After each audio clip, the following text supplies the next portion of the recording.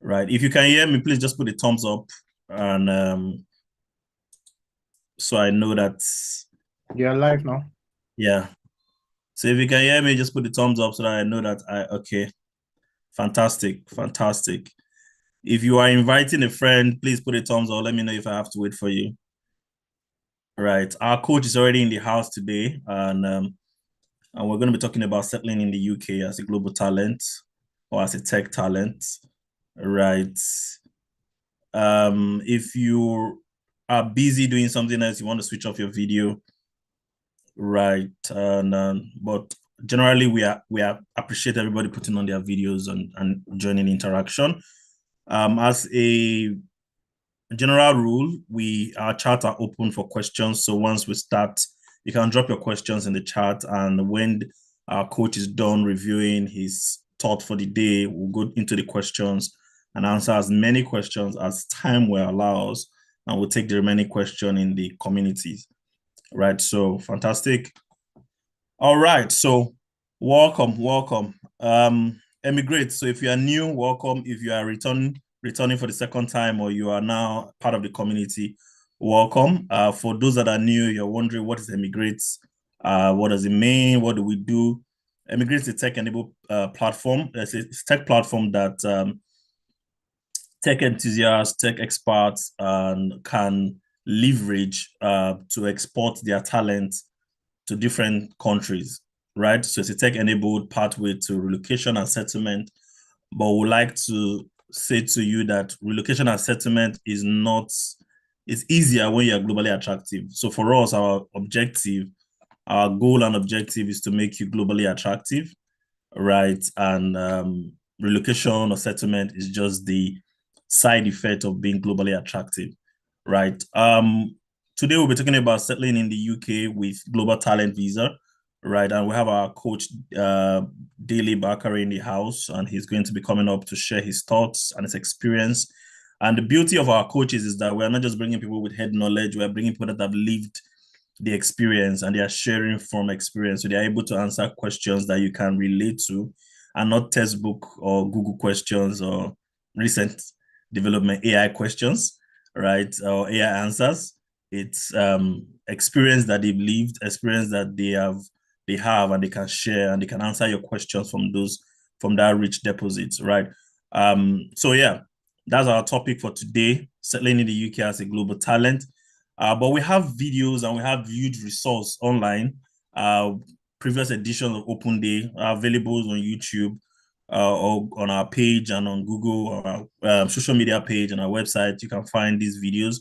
So if you're interested in going to the US, for example, we have done a couple of editions that focused on that. If we are interested in going to Canada, we have the Canada Startup edition. If you're interested in going to Australia, we have the Global Talent for Australia edition. So they're all on YouTube, right? And we advise that you binge on them, watch them, and if you have questions, you can come to our community, and we are happy to give you audience and answer as many questions as you have.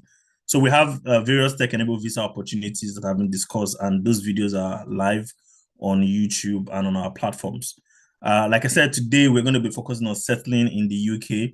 But before we dive in, I want to give you a background of who we are and our sister companies, our partners. All we're doing as a community with our partners and our sister company is to make it globally attractive, right?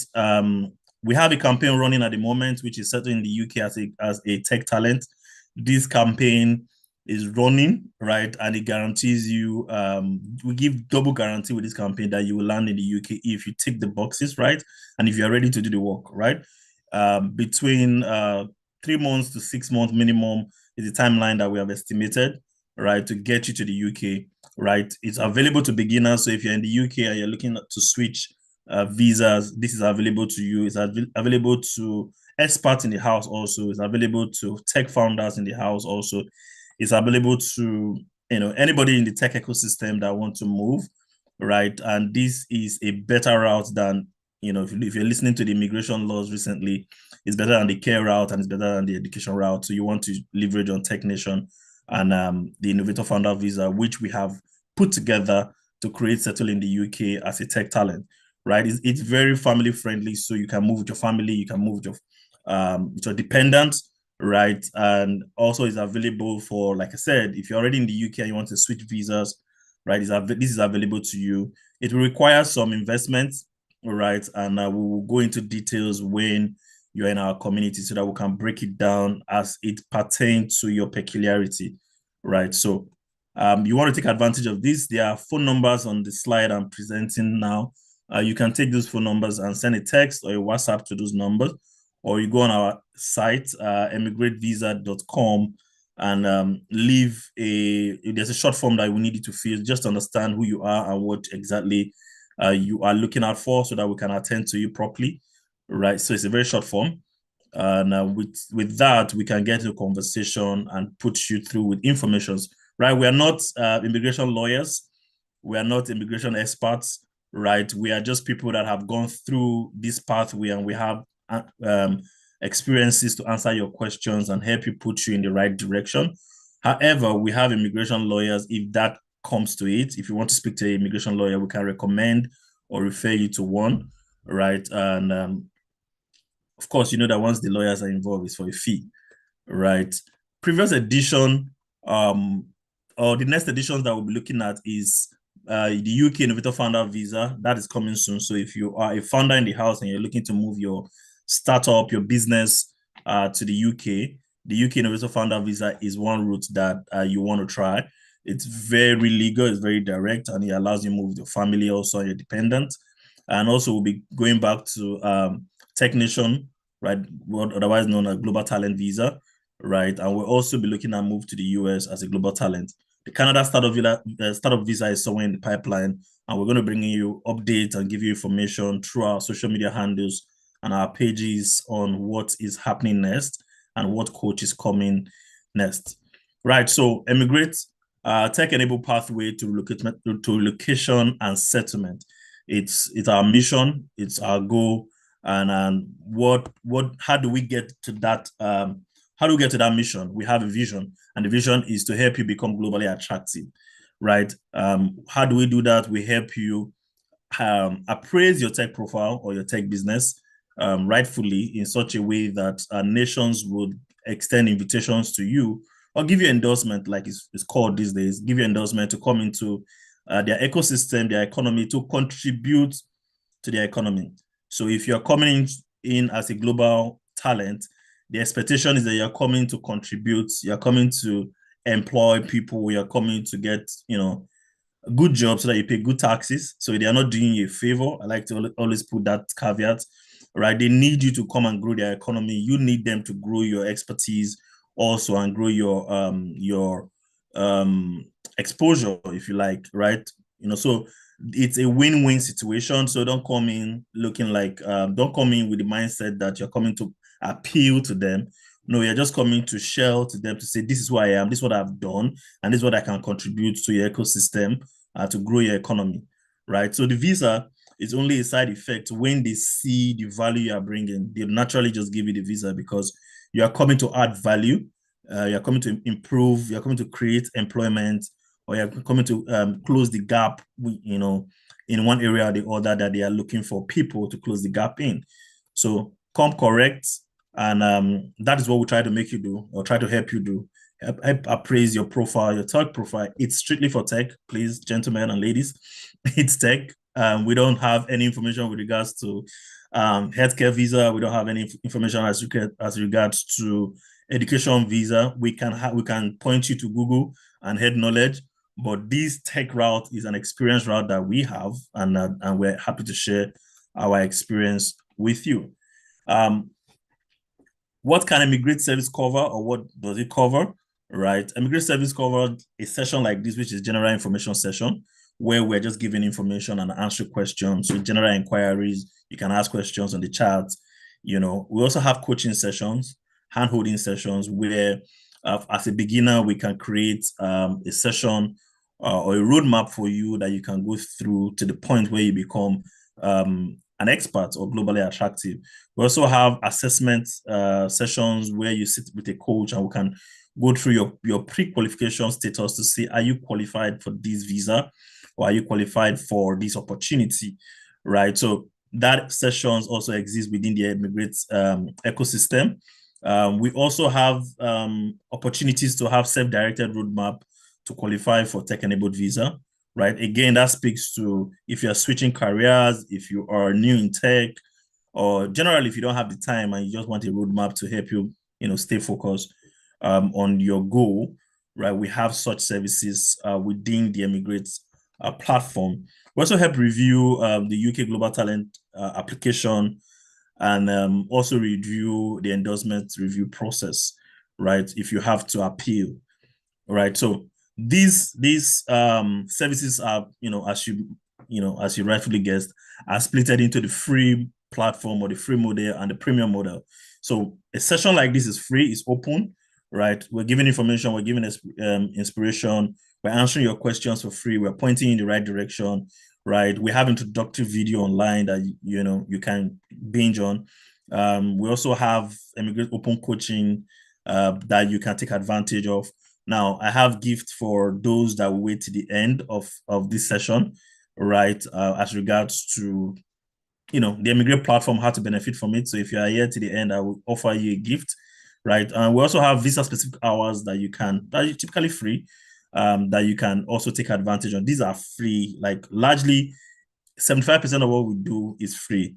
But we know that there is a small community of people, right, who, for one reason or the other, they are not able to stick, they are not able to follow this journey. They want a dedicated journey.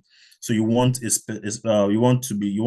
dedicated coach to be attached to you. You want, because of your uniqueness or time constraint, you want to apply faster and stuff like that.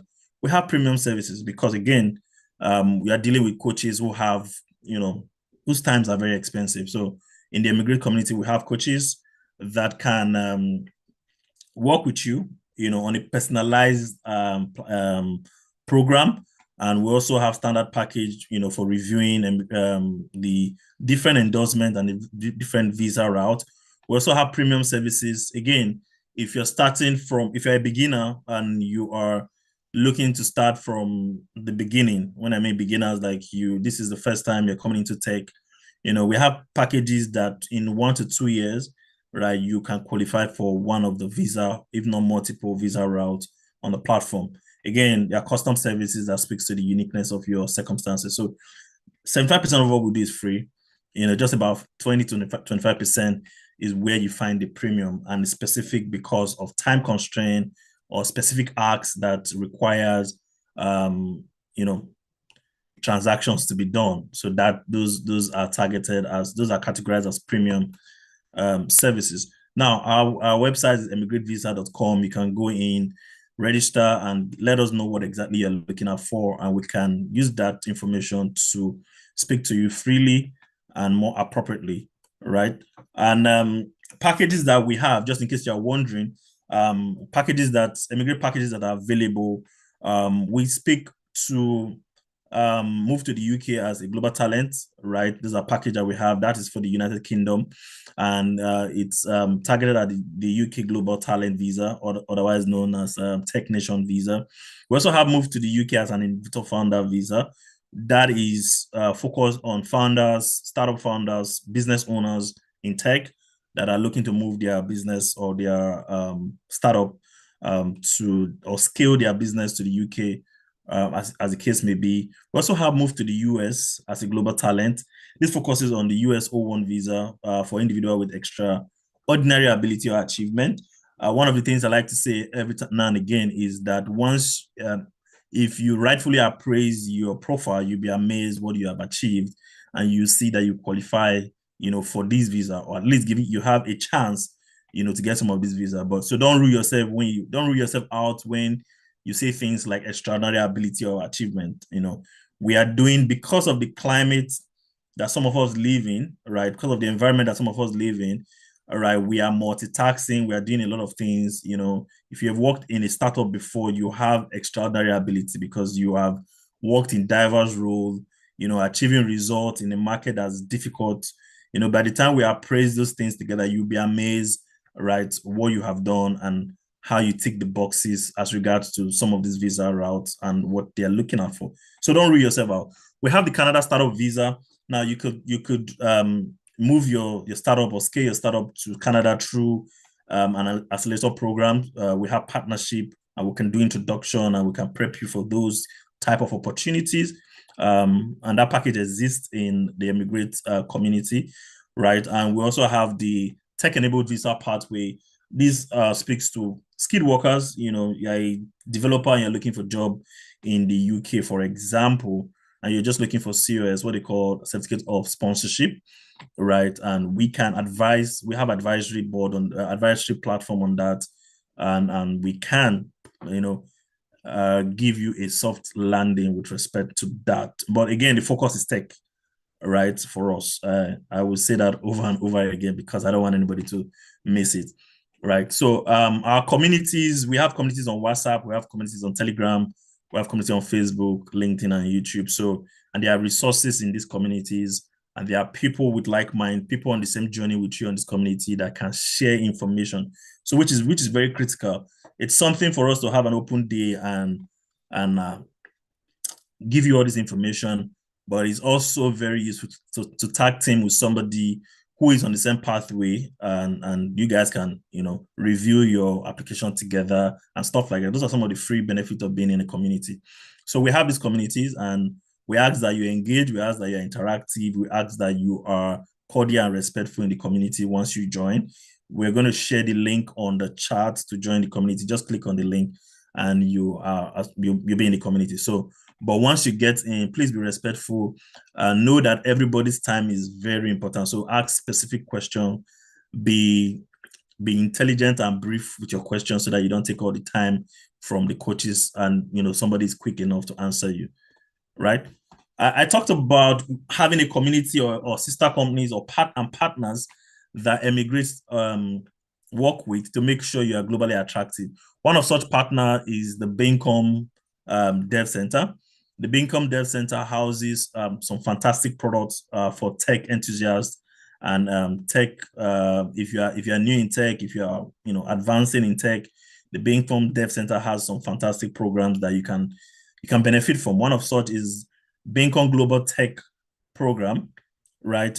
This is for beginner level and for intermediate level. So if you are in that phase and you're heading toward expert level, you want a community or you want a program that would propel you in the right direction. Now, the promise of value for this program is that you're going to learn skill, right? Whether you're looking at data science, you're looking at front-end developer, back-end, or full-stack developer, or you're looking at Python, whatever programming language, that you're looking at, Java, whatever programming language you're looking at, and even DevOps, there are sessions and they are ongoing that you can be part of. And you're going to learn skill, you're going to gain experience because you're going to be working on real life projects, and you're going to gain exposure again because you're working on real life projects, right? So, and that will build your confidence, right? When it comes to building your own product and building your profile, building your portfolio, to be able to apply for opportunities like the Tech Nation visa, right? So baincom.net/global tech is where you want to go to, or is the site you want to go to if you are in that phase. If you are a startup, sorry, if you are a beginner or a beginner, you want to send them this link, baincom.net/global tech, or intermediate level or in tech, and you want to build out your skill set some more, and you need an environment that will propel you in the right direction. The Baincom Global Tech Program is a fantastic opportunity for you. Now, if you are already an intermediate, you're a junior developer, you're heading towards expert level, or you're an expert developer already, you're a full stack, and you're looking to become a tech talent, and you want to pitch your tent in the UK, specifically the UK here, and you're looking for tech apprenticeship, you're looking for volunteer role in the UK, and you're even looking for a job in the UK. You want to be able to speak to UK recruiters, right? We have Become a Tech Talent. This offers you tech training because, again, you have to beef up your profile, right? To be able to fit into some of the requirements that the UK recruiters are looking out for. So there's tech training there. There's opportunity to be an apprenticeship or a volunteer for a tech company. right? And even get into tech roles within the UK. Now, this package is £1,000 for 3 months, right? It's an intensive package, so it's for people that are serious and ready to hit the ground running. So if you're serious, you're ready to hit the ground running, and it's discounted for to £1,000 to be able to prep you, put you in front of recruiters, put you in front of opportunities that will help you grow your confidence, grow your portfolio, and be able to grow your CV by adding UK experience to your CV. So Bincom.net/global tech is also where you want to go to. It's a short form. Again, the reason why we are asking you to go there is because we want to understand your peculiarity and want to be able to attend to you properly, is because this is a general forum. But once you fill the form and you let us know and you answer the few questions that we are posing in that form, we understand where you are and we understand where to meet you, right? And also there's a phone number on the slide that you want to maybe call or send a text or WhatsApp to whichever one you're comfortable doing, and we can take the conversation forward if that's a faster means for you, right? Also, we have the Bincom mentoring platform. Again, mentorship is very important for most of the visa opportunities that's out there. Some of the requirements is mentorship, right? They ask, are you a mentor? Have you mentored somebody? And stuff like that. So it's an opportunity to expand your exposure, your profile again, and to include mentorship. So if you're an expert in the room and you're looking for a platform where you can mentor people and giving back, as people like to put it, right? We build this platform for you to be able to connect you to a mentee. Now, if you're a beginner in the room and you're looking at, oh, I'm trying to do this, but I need somebody that have done it before to put me through. So you're looking for a mentor, someone you can speak with or speak to. This platform is also for you. It's designed for both mentors and mentees. It's some sort of like a meeting point for mentors to speak to mentees and for mentees to meet their mentor. So if you're in any of those category, remember when you're applying for technician, the O1 visa, one of the optional criteria is have you been a mentor or have you mentored before? And this experience comes in handy, and it might just be what we call a low hanging fruit for you to just check with this opportunity. So it is free for both mentors and mentee, right? And we look forward to having you guys on the platform, right? I will share the link to that very soon. Now, we also have Labs by Bincom. Lab by Bincom is a platform that allows you build a startup, build a product. Because one of the requirements, or most of the visa opportunity, we ask that you have built a digital-led product, right? So they're not looking for consultants, they're not looking for services, so tech services experience. They're looking for, have you built a product, a digital-led technology product? Have you been part of that experience? That's basically most of the visa route that we advise on. It's peculiar to that, to tech specifically, right? To say, what have you done in tech? So they have a lot of consultants. They have, I would like to imagine that they have a lot of service people already. So they are always looking out for digital-led, product-led digital technology, product that have been built or expertise that you have and stuff like that. So we have the Blast by Bincom. It's a 3 to 6 month program which allows you, if you are in consulting and you've never built a product, if you're in services, you've never built a product, or if you are, you're a back-end developer, you want to, build more products, you can also join this platform. It allows you build a product from start, from ideation to scale, right? To go to market, right? So it's a cohort of 3 to 10 people. They come together and choose the product they want to build or the startup they want to build. Go to the market, do your research, do your ideation process, and build the product and take it to market and sell it, right? That gives you an opportunity to work in a product-led digital technology group, and give you an opportunity to put out a product in the market. And this can sit in your portfolio and qualifies you for, give you a better standing for this visa's opportunity. It also, again, give you experience and exposure because you're actively going to be building. Now, there are we usually 3 to 10 people in a cohort. That means there are different skill sets. So if you are a product manager or product owner, there's space for you in any of the cohorts. If you are a backend developer, a graphics designer, we will merge you with, people with opposite skill sets so that you guys can work together and build a product, and that product will scale eventually, product that can scale in the market. So you want to be part of that. If you are working as a DevOps engineer and you think you need this opportunity, please go for it. If you are a full stack developer and you are used to building product, but you want to build out more product because it doesn't hurt to have more stuff on your portfolio, increase your GitHub's code base, stuff like that. Please go ahead and go to beancom.net/labs.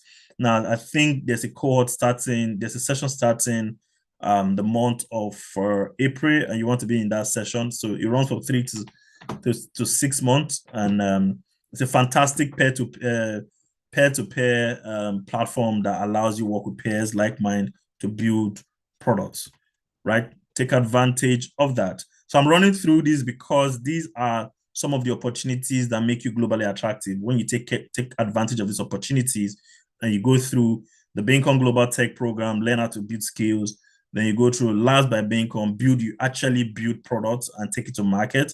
You see that you're ticking the boxes that most of these visas route are asking for, right? So we have the tech career coaching service. So this is open for expert and intermediate guys. You're looking to land, a senior developer, junior developer, you're looking to land your next role. You're trying to, switch roles, for example, or you're looking at new markets, a different market. We have the tech career coaching service that you can leverage on. It helps to build relevant experience in your target country, helps to connect you with tech recruiters. So that's the promise of value, what we can do for you. And most of the jobs, when you look at tech, most of them comes with work visa sponsorship, right? You just need to talk to the right people and have the right information to go about it. So yeah, that's where tech career coaching service comes in. And it's not a free service. It's one of the premium service, I have to say. It's one of the premium service because there's a lot of connection, introduction to tech recruiters, giving you information as regards to the roles that are available and coaching you to make sure you're putting your best foot forward in those roles, right? So again, if you are in Ghana, Kenya, Nigeria, and you're looking at the UK, to grow your experience and exposure, you want to take advantage of this. It's just an investment into your own, an investment into your path or your personal development, I would say. Now, so beancom.net/tech career coaching is where you want to go to, right? It's where you want to go to, and it's a fantastic opportunity to grow your, work remotely. This is a fantastic opportunity also to also grow your profile and exposure. Now, I've talked about the different visa routes that we have. I was just going to use this other slide. Yeah, so fantastic. So this slide just shows you the different visa opportunities and the countries and what they are called, right? So you might want to take a screenshot just so you have it and you can go through it in your spare time. So if you're a startup founder or startup owner, right, or co-founder, you want to look at the Innovator Founder Visa for the UK or the International Entrepreneurship Parole, IEP visa for the US, or the Canadian Startup Visa, for example. There's also the German Startup Visa. So these are opportunities. So we're not just limited to the UK or the US, all right? There are visa opportunities across. And because this is not an exhaustive list, we just post this forward just to give you the information that, hey, this opportunity does exist across multiple markets, from Germany to Portugal. There are digital nomad visas that you can take advantage of, right? If you are looking at the global talent, there are talent visas in the UK, there are talent visas in the US, there are talent visas for Australia, they call it the Global Talent Stream Australia. And there's also the French Tech Visa, it's a talent visa for France. There's also the Global Talent Visa for Australia, right? And the eBlue visa, eBlue card visa for Germany. If you're looking at that, let's talk, come into the community. and we can break down each of these visa routes in such a way that you can better appreciate, because today we're talking about the settling in the UK with global talent, so we will not be able to go in through all this. But again, we also have videos that have spoken to most of these visa, if not all of these visa opportunities, right, online, and they are free. So you can go back after this edition and watch those videos. We also have work and employment based visa. So what we call the skilled worker visa for the UK, the EB1 and EB2 H1 visa for the US, the temporary foreign worker visa program or international mobility program for Canada. You want to take advantage of this information and do your research. So again, with simple Google search, you will find a lot of information about this visa route. What we offer is to help you crystallize this information in such a way that it makes sense to you. That's why we have a coach that would handhold you through the path. But you have to, tell us which of the visa route that you're interested in so we can, tailor the experience towards your uniqueness. Now, there are other visa routes that have not been mentioned here. I've talked about the Portugal digital nomad visa, the France digital nomad visa, and also Spain. We can talk about this in the eMigr8 ecosystem or community, right? Now, those visa routes I talked about, one of the things that they're looking out for is, are you attractive? Can you attract FX, for example? Can you attract your skill set? Can you attract employment, for example? Can you attract job creation? Are you coming to start, a business that will employ their people and grow their economy? So the long and short is you have to be globally attractive, right? You have to be globally attractive. So if you go through and listen to me so far and say, how do I become globally attractive? I've laid down some of our partners and our sister companies, what they do that contribute to you becoming globally attractive. You want to take advantage of those and build your CV if you're a beginner. If you are already a junior developer, a senior developer, there are chances that you are already globally attractive. We just need to correctly appraise you in such a way that we bring out your best features and present your best foot forward, right? For these opportunities. Now, the visas we focus on largely are pathway to settlement, right? They are pathway to settlement. They allow you move with your family and dependent, right? I think it was Global Talent, one of the Global Talent success that we have. He moved with his girlfriend, who was his partner. I think they're married now. They are planning towards marriage. So it allows you to move with dependence. It allows you to move with your family, right? It's beginner friendly. We can have roadmap and we can plan towards making you get to your destination, with a simple roadmap, right? Define a North Star, in 6 months, I want to be in the UK, and we can walk our way from where you are to where you want to be, right? Again, these opportunities are focused solely on tech-enabled visa pathway, right? It's not focused on any other thing. It has to be tech-related, right? In previous edition, we discussed in depth about some of the opportunities. You want to go back. So this is not an exhaustive list. So if you have a question towards, does it cover XYZ, you want to put it in the chat and we'll get back to you and we'll answer you in the chat or answer you in the course of this edition. So, right, but it's family friendly, it's beginner friendly, it's expert friendly. Most of the things that are limited in other visa routes are very much available in most of our tech visa routes. Right.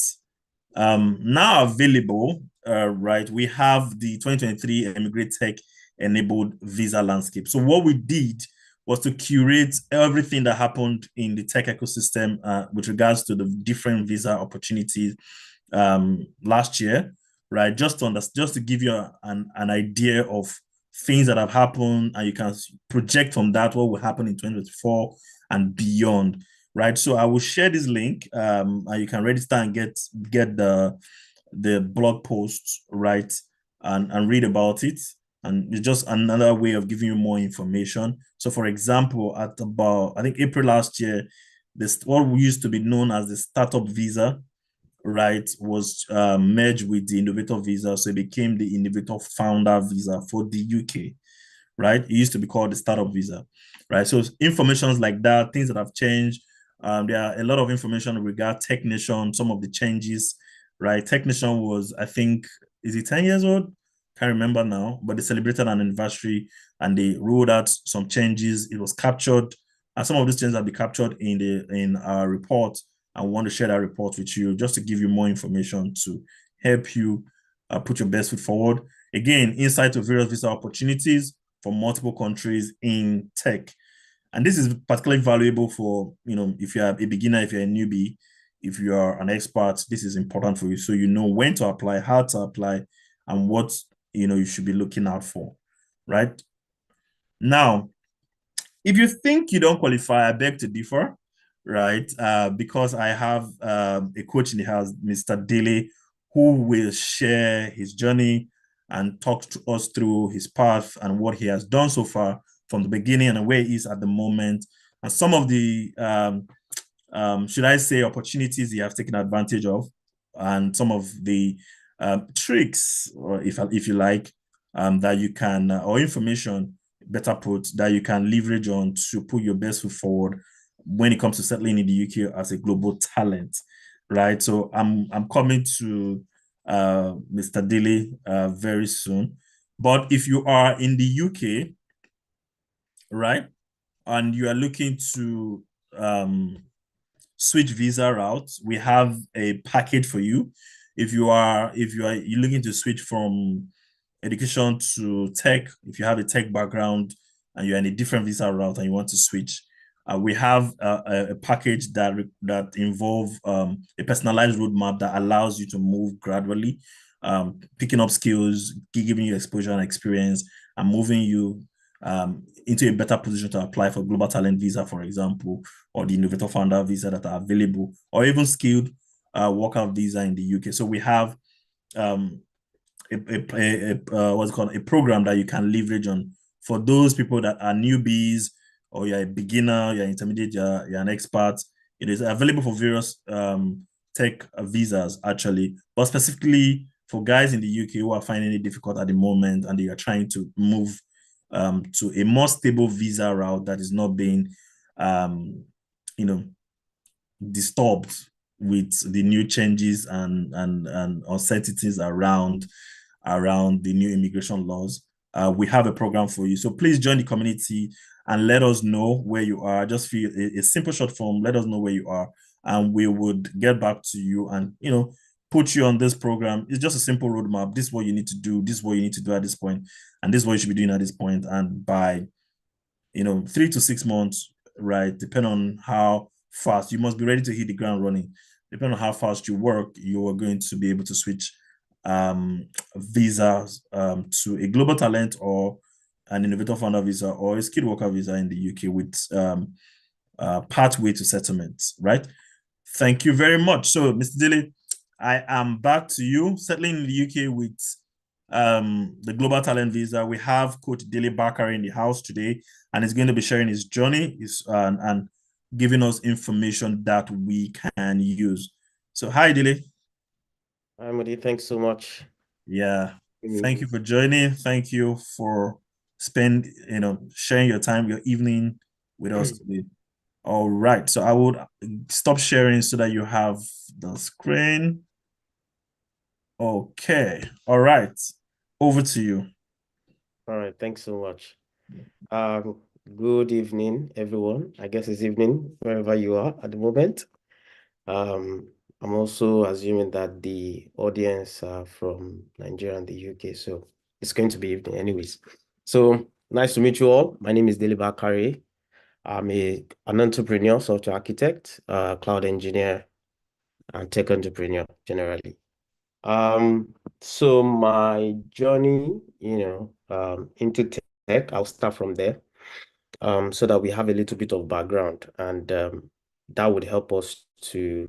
I know some people will resonate with maybe my experience, and you can also add it to yours, and maybe that will be helpful, when you're applying for some of the opportunities that the eMigr8 team have mentioned, during this call. So my journey, I'll I would say I'm one of those people that are fortunate, or should I say lucky, to be in tech. And I say this because when I joined tech, I didn't even know that it was going to be like this. Like we didn't know. And this was in the early mid 2000s, I think. So what happened is shortly after secondary school, I just very fascinated by computers. I love computers, so I would play games on computers, and I wanted to be a medical doctor as well. And that was actually my mom's dream, not my dream. you know. She wanted me to be a medical doctor because she was a nurse.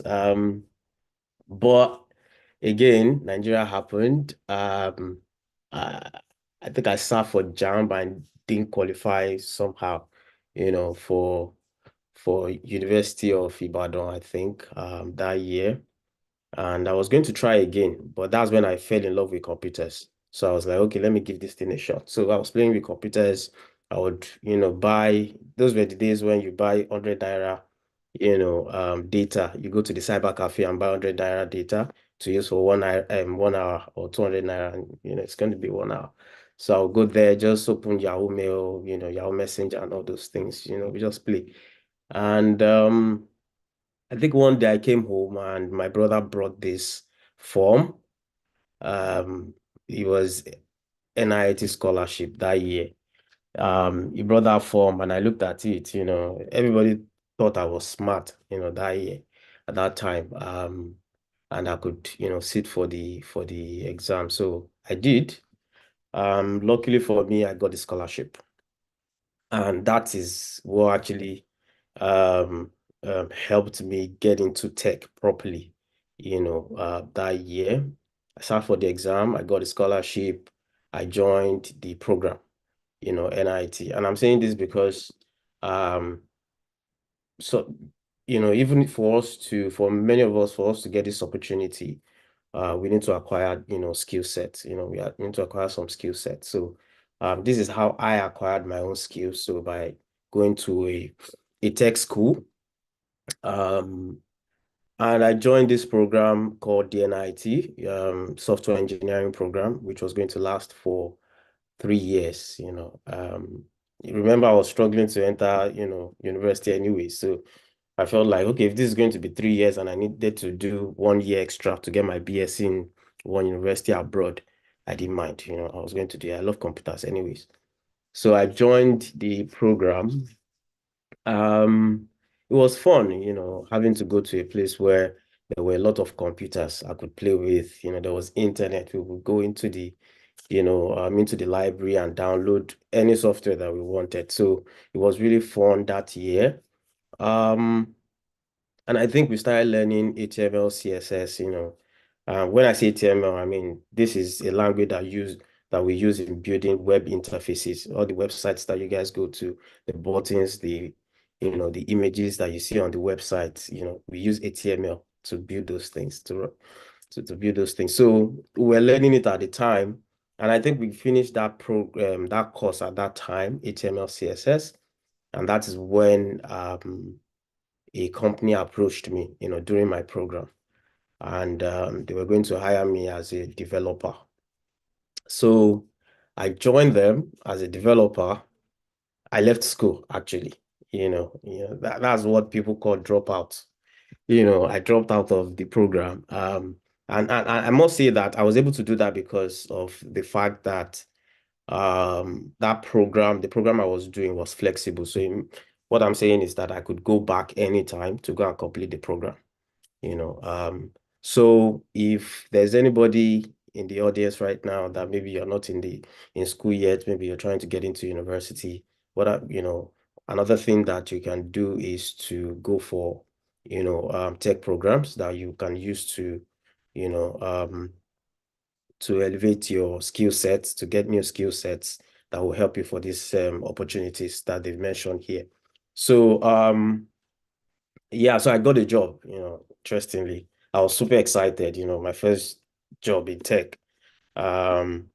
And I think I started the job. I was always happy to go. Again, they got me a laptop. Having a laptop at that time was a big deal, like very big deal. So I had a laptop. I was always, playing with these things.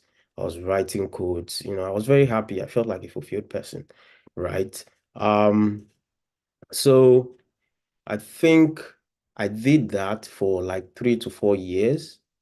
Again, I was very happy to do it, but 3 to 4 years, and that is when Facebook came out. Around that time, Facebook came out. So that's another thing that, I was intrigued by. I was just looking at this thing, social media. I know there was Messenger and the likes that time, but having to view someone's profile, having to also message them like the Yahoo messages and all of that, all on one platform. I was very curious, right? So I thought to myself that I was going to build mine, you know. And I think the movie Social Network also came out around that time, if I'm correct. So I watched the movie as well. Very, was very, very, fired up. And I wanted to build my own social network. But what I realized is that while building the social network, I was actually upgrading my skill set. Things that I couldn't even do when I was doing my job. I was able to learn those things and for some of us that have been in tech for a while, you will know that those days, as a web developer, you're your own front-end developer, back-end developer, you're your graphic designer, you're everything pretty much, your own database administrator, everything. So I was learning different things, database, SQL, this and that. Um, and I was able to build my own social network. And that's the first thing that, my first, should I say, startup, in tech. So I was able to build that social network. I rallied my friends. They all signed up. Everybody, they were all testing it with me and all of that. But the lesson for me there was, for me actually, is that um, it I was using that platform to actually upgrade my skills. Like I was learning new stuff, I was doing research and all of that. So it's very, very interesting because that also led me to another thing, which is I then started jobs in Nigeria, which was another startup I did later on. Again, I was able to use the same skill set, to build some of these things. I'm sure some of us are already on this journey already. Maybe you're also building a startup, or maybe you're still working for a company. You would realize that as you also progress, you begin to learn and understand, have some new skill sets. Um, so I also started jobs in Nigeria, which was a job platform then. And because when I was actually working, many people believed that I lived on the internet, at that time. So they would send me their CVs and what have you. So I would help them to apply for jobs and all of that. So the CVs were too much. I just felt like, you know what, this was going to become a problem because I had to be dodging some people because I had not applied for them, as I had promised. So I just built a portal. I was like, okay, you know what? And my friend, also said the same thing. He also had the same idea. And so we collaborated, we came together as co-founders, and we built the platform. We're playing with it again, like play.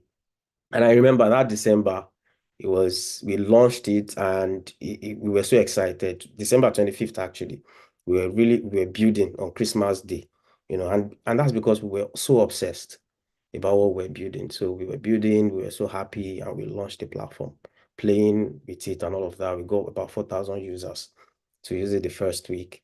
And then, we got incubated at a hub in Yaba, and got our first investor. So like that, it became serious. And from the hub, we started getting partnerships like, BlackBerry, Samsung, Google, Microsoft. I remember the first time they listed our app on BlackBerry, we got 40,000 downloads that week. What am I trying to say? All of the skills that I had gathered, prior to that moment, they all led me and my co-founder to that time. So we were just playing with these things. We were obsessed. we just wanted to create value, right? I wanted to help our friends and family to apply for jobs and all of that. And all of a sudden, this became a big deal, for us. So, so after that, we got more partnerships. We had several job fairs and all of that. And the platform, as at 2014, when I exited from the business, we had over 300,000 users. And I remember for a global electronics platform, they were using this same portal, this same job platform to power their own HR solution. So those were the kind of partnerships we were having at that time. So for me, that was my journey into tech. And it's so interesting because I sort of like started the journey, like I was just very excited. I was very, happy about a new technology, which is computers that just came out that time. And I wanted to just try my hands, on it, right? And then, several problems came from friends and family, and I wanted to solve those problems. I started using my skill set, which is tech, to build solutions for those things, and that, took off and became something else. So I think the first thing I would like to say from this is you need to acquire a skill set.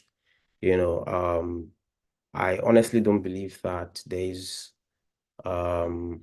you can't pursue some opportunities if you're not ready for them.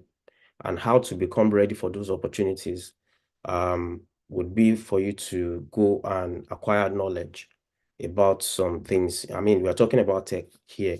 So what that means is that you have to go and acquire this skill set, the tech skill sets. You need to find a training school. I mean, this platform, eMigr8, they provide trainings. You can sign up for them, and luckily in today's age, we have different fields of tech, from product design to product manager. Some of you would say, but I can't code. I don't like maths and things like that. You can do design, you can do business analysis, you can do project management, you can do, there are other skill sets in tech that you can take advantage of. You just need to find your own area of strength and say, okay, you know what, I like to talk. Maybe I can become a content developer, or I can become a content marketer, or I can become a speaker or whatever. Or I like to design, you can become a designer, or I like to, I'm good at math anyways, I can code, right? And sometimes you don't have to even be good at maths to code, if I'm being honest. There's nothing you can't master. It will only take time. So I think first of all, you need to acquire a skill set. And once you now acquire the skill set, and you're beginning to search for these opportunities, another thing is to find the right opportunity for you. And what am I saying? I mean, we've seen fantastic opportunities that have been presented to us today. There's the UK Global Talent, there's the O1 visa in the US, and there are quite a number of them out there. So you then begin to prepare, for this opportunity. Sometimes it can take months, it can take weeks, months, and years.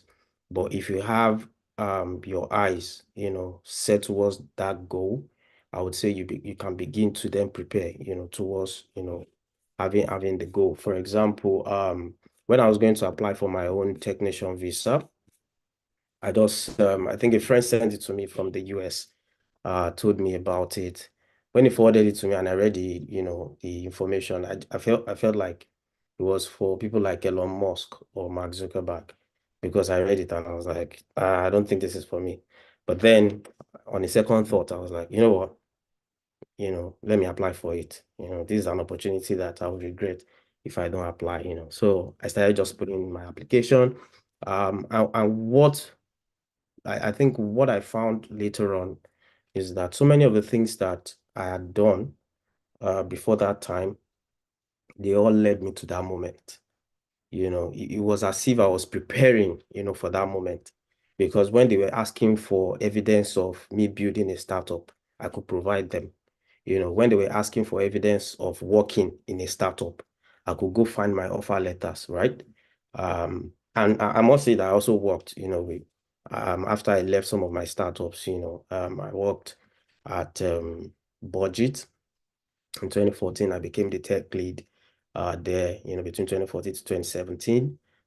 Before I then started a startup again, Find Worker, after that. So all of those experiences, I was able to gather the experience, I was able to gather information because of some of the things I had done, the awards I'd gotten. And even if you don't have awards, you can volunteer.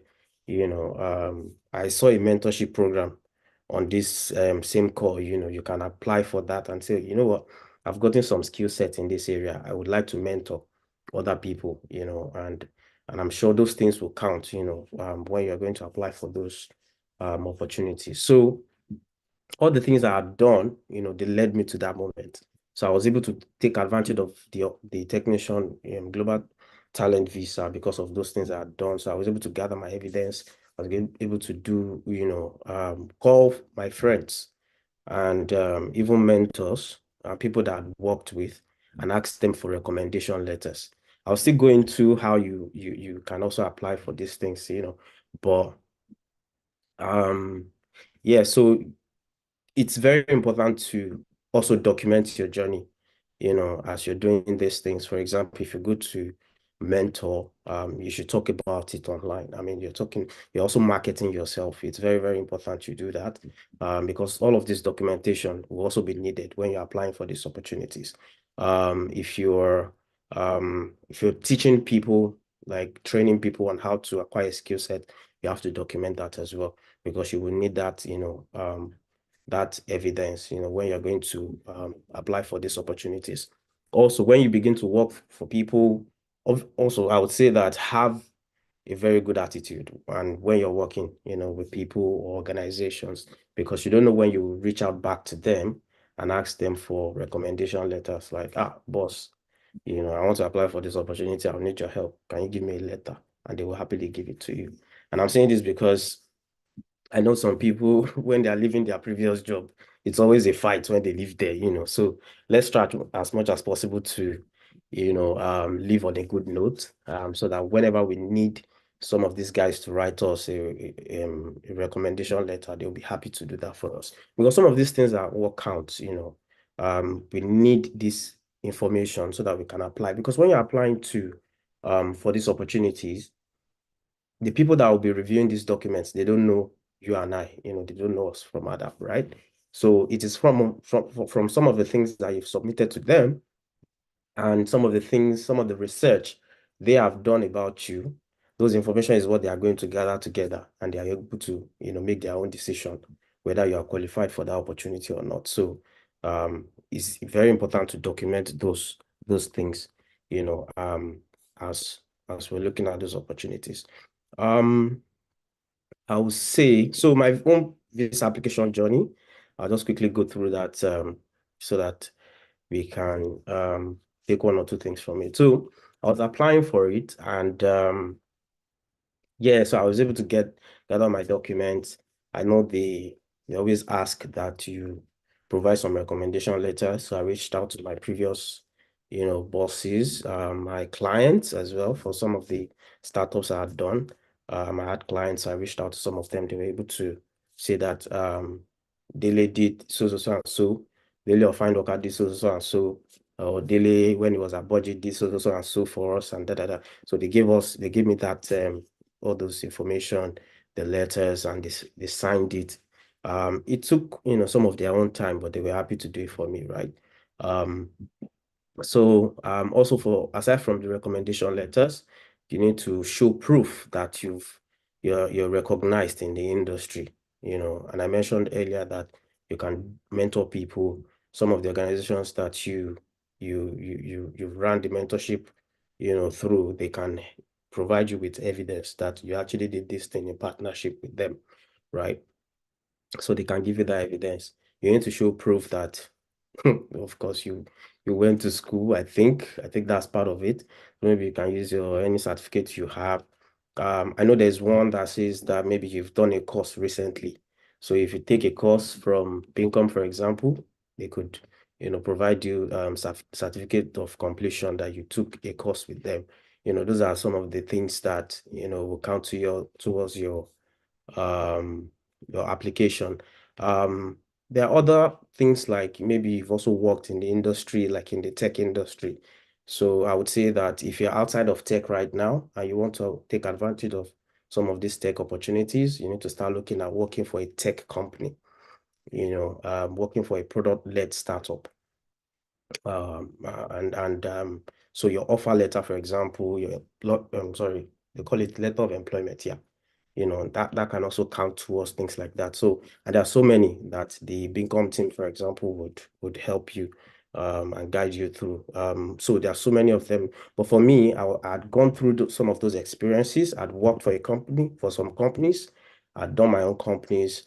I gathered for the companies that I started myself, gathered the CAC document and show proof of income and all of those things.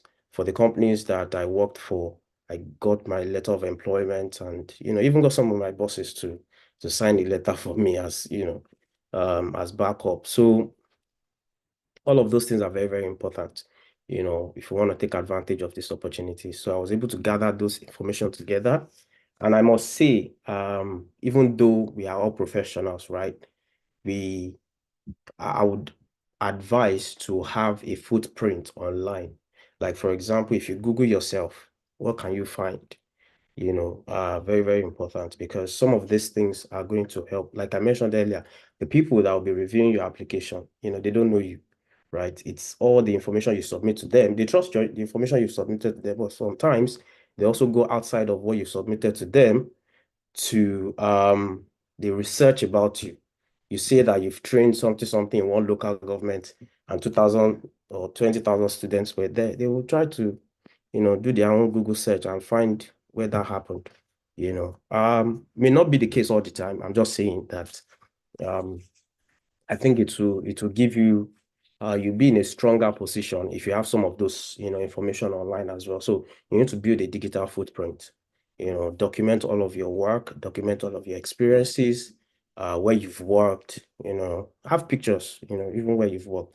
Some of us like to live private lives, I know, but try as much as possible, even though you're not revealing your personal life online. But let your work be online at least. So that you can take advantage of some of these opportunities. And if anybody's trying to understand who you are, they can go to some of your online profiles and see what you're about. So document all of that, and then you can begin to take advantage of some of these opportunities. And I think for technician, you do this, they give you the endorsement if you submit your application.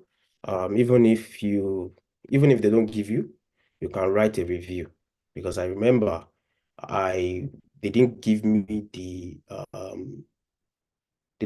endorsement at first. So, and they wrote some things there, about why they didn't give me.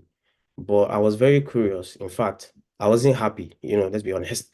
I wasn't happy because they only made reference to one experience that I had, just one experience. So I was wondering that, did this person read my application at all? Of all the things I've done in this many years, this is the only thing you can talk about. So I then angrily, sat up, took my laptop. I was like, you asked for this. In the review, you asked for this. I put the link to the evidence there. You asked for that. I put the link there. The link that these are documents that are already uploaded, though, not like they are fresh documents. I'd already uploaded them. I said, you asked for this, I put it there. You asked for that, I put it there. You asked for this one too, I put it there.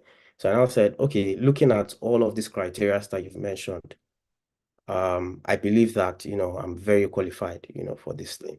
What am I trying to say? Even sometimes when they say no, you need to be confident. And you're confident because you've done the work.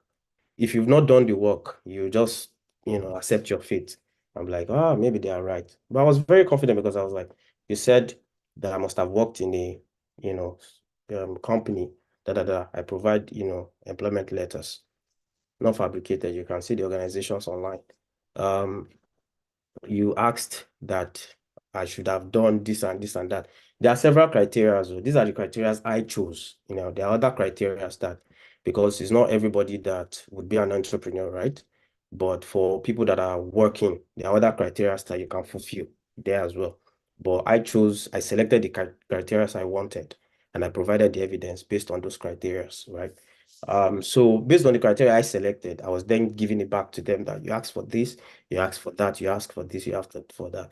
I was providing all the documents, and I sent it. And I forgot about it. I was like, Canada, yeah, for those that are not Yoruba, it means that off to Canada, like let's look at, I was looking at another opportunity, like, I need to start doing Canada if UK is not going to work. So I was preparing for the IELTS for Canada at that time. I had not paid for it, thankfully. And that's when they go back a few days after, after the review, that they've, changed their mind. And they said they've reconsidered. And I'm now, accepted for the visa. I was very excited, of course. I was like, hey, this is what we are talking about. I'm sure you didn't read my profile. I felt very proud actually. So I got the visa and I moved to the UK few months after that, because after the endorsement, then you apply for the visa. You have between 3 months for you to quickly apply for the visa. If you don't apply for the visa, I think after 3 months, I'm not a visa expert or legal expert. Talk to the eMigr8 team or an expert, for more understanding. But I think it's within 3 months that you have to apply for the visa. And then they would you have to do it, otherwise your endorsement would be null and void. So I had to apply for the visa and then migrated to the UK about 3 months after that. And on getting to the UK, I mean, new country, right? Not like Nigeria that I've lived all my life. And of course, I had a business in Nigeria as well. So this is a new place. So how am I able to take advantage of the global talent, visa? So what I did, first thing I did was to excuse me, prior to coming to the UK, I was the CEO of my company. So the first thing I did was to network, go around. And before I came, I'd already spoken to some of the partners I had in the UK, told them I was coming to the UK. So network, went around meeting people and talking. In the UK, people like to mind their business, but as a Nigerian person, you have to, you know what you're here for. You have to go out there, you have to network and meet people. So went to several events, met some of the partners I have here, and was able to tell them, yeah, I took advantage of this visa. This is what I'm up to now. I'm open to opportunities and all, So, and at first, I was able to help some of them, consultancy, like, okay, you're a tech person, for example, be my CTO. Okay, you're a tech person, for example, help me build this platform and all of that. So was able to use my skill set again to help some of these companies. And over time, after I did that, I realized that, okay, you know what, it's about time to start really, really understanding, how to build a global profile, in this place. So, and what did I do? What I did was to scale down a little bit. And what I mean by that is, sometimes don't let your ego be a player. I know some of you are CTOs, CEOs, this president, vice president, and all of that, but drop that title a little bit, The market here is a little bit different, and you need to understand, what is happening, especially if you also want to play in this environment, So I had to scale things down a bit just for me to understand and learn from the people here how things are done, how you build a tech solution, especially for some sectors. It's not how how you do it in Nigeria, it's not how you do it here. Even in Nigeria, I know there are compliance and all that, but here you need to also understand some specific things for you to be able to really launch a product or service, in this market. So, and for me to be able to do that, I didn't want to come across to anybody that would teach me. or that will mentor me as if I know more than them, if you get my point. And titles can be very, they can get very funny sometimes because once they see that, oh, you're a CEO, some of them won't even talk to you. Once they see that you're a CTO, some of them will even talk to them. They may even think, you're my boss, or you are a boss. I shouldn't be asking things, Or even if you're asking them, you will look funny somehow because they expect you to know some things. And there you are, a CTO, or you see you asking funny questions, So scale down a little bit. And when they ask you, for example, if you're a CTO before, you can say you're a software engineer, you can say you're a tech consultant, whatever, just scale it down so that there isn't so much expectation. And then you will begin to see, people talk to you about things. And it doesn't also mean that you can also carry your title. You can carry it as a CTO. What it means is that you then need to find different platforms to get knowledge from, because you can pay for more programs, here in the UK to acquire more knowledge. You can pay for, several things to get more information and insights. But for me, what I did was just to scale down a little bit to understand. I met some software engineers, I met some head of engineering, met some people. I understood, this service what they're doing here, that service what they're doing there. This is how you build this type of solution here. Not like the way we used to do it back then. This is how you do it here, this is how you do that here, and all of that. So I was upgrading my own, repository of knowledge as well.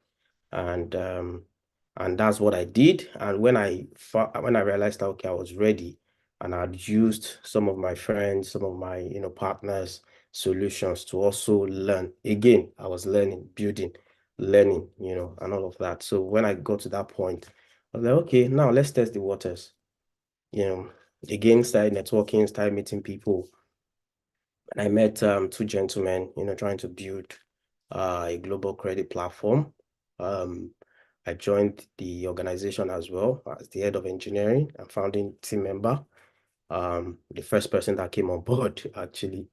And the task was to build a global credit system where we would help immigrants to move their credit from, let's say, Nigeria, for example, to the UK or to the US, and vice versa. Or you want to build from scratch, in the UK, you want to build your credit from scratch. So this person, that is me now, that I've been asking people, trying to learn and all of that. I then later realized that all of those information and the things I had learned were able to help me, when I was building this solution. So I was able to build a credit card, build a credit, the rent reporting, credit scores, integrated that into 3 major credit bureaus in the UK, build those integrations and all that into a product, So again, and I joined them as head of engineering, by the way. So I had to scale down my experience just to learn from these guys and all of that, And I left there last year and to do my own thing again. So again, everything is a season. So when you feel like you've acquired knowledge, or now you feel like it's the right time for you to do your own thing, then you can go and do it. But if you are not confident enough to start a business in the UK, for example, I would advise that you go and acquire that knowledge. So for anybody trying to establish a business, for example, in the UK or in the US or in Canada, you need to understand the business climate of that place. You need to do your research, or go and work for an organization first. The organization, let's say, for example, you are interested in the health sector, go and work for an organization in the health sector, having maybe a health startup, so that you learn how things are done in those places. You need to, there are so many things, so many things that, you need to be aware of, from a compliance perspective, from a data privacy perspective, from so many perspectives, and even e-commerce, if that's, what you want to do, you also need to, join an e-commerce startup so that you see it. And sometimes you have to join this organization not because of knowledge alone. Actually, it's knowledge, to be honest, because I was going to mention, even from a scaling perspective, because it's one, except if you want to build a small business. But if you're planning to build a scalable business, it's important to also join some of this startup. Even when you're building a small business, you still need to, know one or two things about, the market you want to serve. So I would also say that when you eventually get to some of these places like the UK or Canada, rebrand yourself, build a profile. What am I trying to achieve here? If you're a data analyst in Nigeria, for example, and you come to the UK, you sample the environment, and you're like, okay, is data analysis the same as that in the UK? I know for a fact that, for example, in the UK, they use several tools to do your data analysis and all that. And if you don't have money to pay for some of those tools, it can be really challenging. So do you want to scale down a little bit so that you also get into that, circle, and you understand, you use another company to learn how these things are done, and then you can say, okay, now I know it, I'm confident I can remain a data analyst, or do I need to become a business analyst? So you must be flexible enough to build a profile in the UK. During the application process for technician, I already said that you must have a digital footprint. I would also advise that even when you get to the UK or to US or Canada, you must still continue to build that digital footprint. Because if you're also looking for a job in this market, they will still go and check you out on LinkedIn. They will check you out on several other places to be sure that you are who you say you are. And also, please, when you're about to apply for a job or for anything, ask people around, ask for help. That is why the eMigr8 community is there, so that you can also meet other people that are there, ask for, okay, I want to apply for this job. Can I have an example of a CV that people have used to successfully apply for this particular role? If there's any person in the community, they will help you do that. I would also say that if you don't have so much experience, like let's say, for example, you're just starting, give yourself time. Don't compare yourself to another person, because as tech people, you see some of our friends, this one is already a cybersecurity person, expert, is earning this per day, per year. Don't put yourself under that pressure, you don't need it at all. Everybody's journey is different. So I would say that you just start your own process, because once you leave your lane and you move to another person's lane, you're going to be, running that person's lane forever, or till you find your own way back again and start from scratch. So I would say, think about what you want to do, and then don't compare yourself to anybody, start your own journey, start your own career, and all of that, like that. And also, I would say keep networking. That is very, very important. And adaptability is also very, very important. When you move to this climate, you must be willing to change, willing to adapt. Some people like to be, let's say, for example, you're a product designer. When you come to the UK, you can be a front-end developer. Nothing stops you from upgrading your skill set, acquiring more skill set so that, you can increase your chances of getting a job, or, acquiring some of the things that you want to acquire. Also, cultural awareness, this is very important. I think I wrote this down as well. How we relate to each other in Nigeria is not how it is done, in the UK, US, or in Canada. So, and it can be very shocking for people that, that would sorry, new people, in these places. So I would say don't be too surprised if you greet somebody and they're like looking at you like, just understand that it's not like they mean any harm or anything. It's just the culture in that place. So you must again be flexible, understand your environment, that you know how to adapt, to those places. And I'll say keep doing market research. Things are changing every day. Upgrade your skill set. Even when you're a software engineer, there are more tools coming out every day, right? So keep upgrading, keep learning new things, and you realize that the learnings and the knowledge that you're acquiring are helping you to, you're upgrading your skill set. You're becoming more what's the word now? You become more attractive, to prospective employers or to prospective partners. Even if you're going to be starting a business and somebody wants to do something, you become that person they go to and say, dude, let's do this thing together. And it's because of your wealth of knowledge, in that area. I think for me, that is everything. But to round up this way, I would just say that I was going to say we have questions that will possibly help you explain better in the chat, but I'll allow you round up, then we'll go into questions. all right. So to round up, I'll just say that even from my story, you would realize that everything I've done, they led me to the point where I was able to take some of the things I've done to apply for these global opportunities. So I would say, don't rush, but start the process. That process you start now, whether getting a job in Nigeria or moving into tech right now, give yourself time, 6 months, 1 year, 2 years, and when you do that, let's say 6 months, 1 year, or 2 years down the line, you'll be ready. And some people are already ready right now. If you know you're ready right now, go for it. You have all the information, you have all the evidence that you need, go for it right now. But for newbies, people that are just starting, give yourself time, build that profile, acquire this skill set, and then you'll be ready. So that would be it. Thank you so much for having me. All right, thank you, Coach Dele. Thank you very much. That was detailed, that was thorough. And if you're in the chat, please thumbs up. Let's know that you have gotten value from that session. I want to see the thumbs up. I want to see if you got value. Please let the coach know. Let him know. So this is good. We will move to question.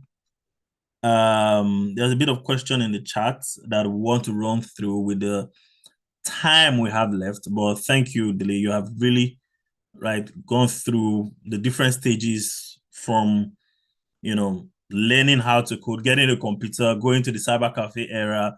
That took me back. And opening. I remember then we just open Yahoo and just check if we have an email. Most of our email were junk emails anyway, or marketing emails. I would send one-line email to our friends just to see, especially friends abroad.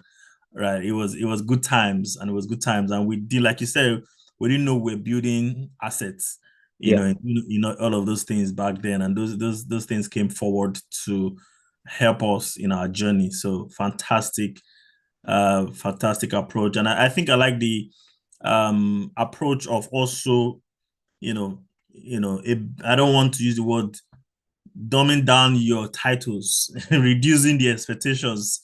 When you get to a new environment, you have to study the environment, and sometimes it require you to reduce expectation by reducing the number of titles. And being from where we are from, we like respect, and we like our titles so much. So it can be a challenge. Something as easy as that can even be a challenge. Yeah, it can be a big challenge. Yeah, so I like the fact that you touched on that, and in settling in the UK, so that, because if you are pals and if you are peers, you receive more in terms of conversations, and people are opening more to you, rather than say, oh, this guy is a C-suite leader already. Let's go to people that have not made it yet. Exactly. So you might cheat yourself out of it. So fantastic. So we have some questions. The first question was, can we get yes, the recording will be available, right?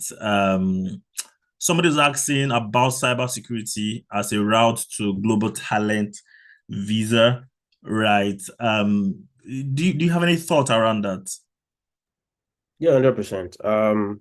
Of course, cybersecurity is one of the skills out there that are killing it. Like, it's massive.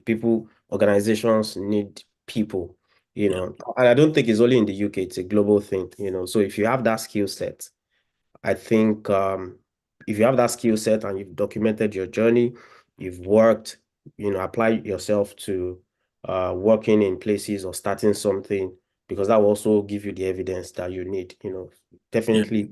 I think you can apply for technician visa. Yeah, you can. Fantastic. And you asked if there was a thought you mentioned when you were speaking. When you get your endorsement, you have 90 days to apply. Actually, sorry, it's 3 months. You're correct. You have 90 days to go to Home Office and apply for your visa, right? And when you apply for your visa, you have 90 days to be in the UK, right? So it's 90 after endorsement and 90 after your visa has been issued. But if you don't apply for your visa, you will forfeit your endorsement. But if you don't get into the UK in 90 days, you can write back to Home Office, and they can work around that other one for you, right? So it's 90 days. So you want to take note of that. Somebody's asking, what if someone has worked in two different tech companies in the UK as full-time and contract, but also have a startup generating revenue already? Would you recommend innovator or global talent visa? Right. I think I'll speak from the global talent, Yeah. angle, because I relate more to that side. I Yeah. don't know much about the innovator, visa. I think 100% yes, because it's everything that you just asked right now are even part of the criteria listed, for you to get the visa. They will ask you if you've worked in a startup or if you've worked in a company. They will ask you if you have your own company and things like that. You can provide evidence that you've done these things. Definitely, you fulfill those criteria and you can apply. Yeah. Yeah. So the good news is you qualify for both, but we recommend you go for the global talent visa, right? Because you have experiences, especially in the UK, working in tech organization. As long as you can get referees from those organization, and you can check the points, looking at the mandatory criteria and the optional criteria. So if you are on this chart, I would advise that you go to technation.io after now and just study the requirement. So there's something called the mandatory requirements or criteria and the optional criteria. You want to study that site and get all the information. Then you can start plugging your experience against the requirement that they've asked for. Right. Can you please post the second slide on global talent visa package? All right, I will do that. I will do that. All right, the next question. I am a front-end developer with 3 years of experience, but I have worked in companies that are not product-based. How can I augment my process to help me get qualified for technician visa? Right. I think Dilly spoke extensively about building network and building skill sets. And we also talked about last by income, where you can also build your skill set by building products. So there are different tools that are available that you can leverage. The good news is that you have experience working in tech, right? And you want to now build, get the advantage of building a product, right? So go to last by income. There's a cohort you can join. There are also platforms like Lab by Income. You can even start your own company, right? You can decide to start your own if you have enough information. You can decide to start your own startup and grow it and use that as a base. But I will allow Daily pitch in if and see if he has more thought for you. Daily, do you have anything to add to that for a front end No, I developer think who already has 3 years experience? I think you're right. I mean, you can start your own. Thank God you're a front-end developer. That means you can build stuff. So Yeah. build something, make it a product, put it out there. Yeah. Uh, and that would, help you to fulfill one of the criteria. A good thing is you've also worked in other service business that I guess. I also want to believe that in those service businesses that you've worked, I want to believe that maybe they've built something internally, or maybe you've gotten some of your consultants to help you. Because if you're a front-end developer in those places, I want to believe that you also help them to do something. I don't know. Except if your title is different in those places, then it won't count. But if you've been a front-end developer at those places, I would say look for something you guys have done internally and how to maybe it's a CRM software you guys built just for internal consumption.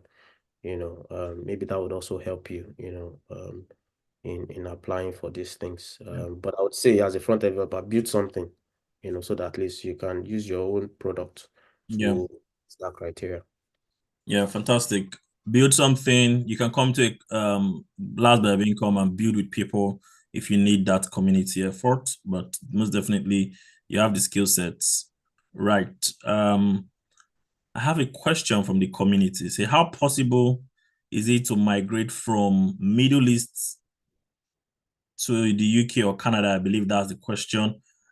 So that's why these sessions are here, to give you the possibility to expand your knowledge and say, okay, these are opportunities. And we've talked about the different visa routes and packages. the good news is that it's not limited to folks from Nigeria, Ghana. It's a global.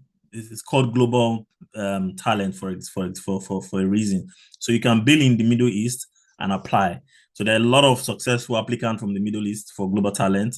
There are a lot of successful applicants from America for global talent. There are a lot of successful applicants from Asia and even Russia for global talent. So it's global. It's not limited to a particular region. So you can apply from anywhere in the world, right? I think that answers that question.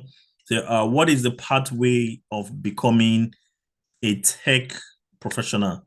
I think Dele expanded on this. He started from the grass of like what I call the base, picking interest in tech and doing something about the interest you've picked in tech, learning, building, and getting more information because this knowledge is being refined every day. So you have to keep learning on something. And there are communities, right? There are different communities where you can learn skills with respect to tech.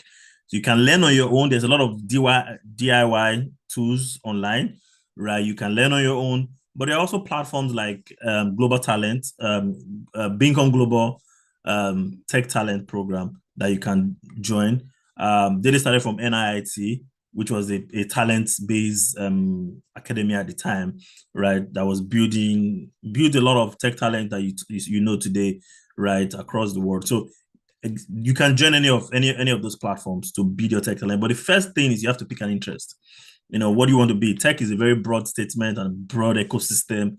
You have to choose, what do I like? Do I like designing stuff, right? Do I like analytic stuff?